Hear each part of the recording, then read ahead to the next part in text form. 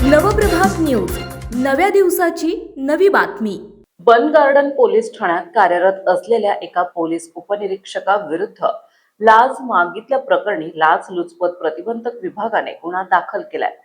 तक्रारदाराकडून फसवणुकीचा गुन्हा दाखल न करण्यासाठी 2 लाख रुपयाची मागणी केल्याचा आरोप संबंधित अधिकाऱ्यावर आहे।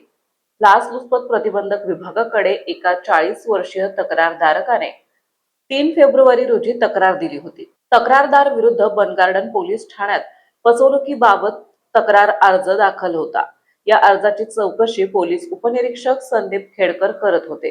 चौकशी दरम्यान तक्रारदाराविरुद्ध गुन्हा दाखल न करण्यासाठी आरोपी अधिकाऱ्यांनी सुरुवातीला 2 लाख रुपयाची लाच मागितल्याचा आरोप करण्यात आलाय।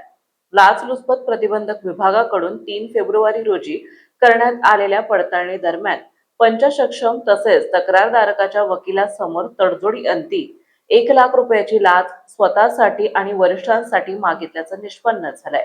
त्यानंतर या प्रकरणी बन गार्डन पोलीस ठाण्यात गुन्हा दाखल करण्यात आलाय। या प्रकरणाचा तपास लाचलुचपत प्रतिबंधक विभागाचे पोलीस निरीक्षक प्रवीण निंबाळकर करत आहे।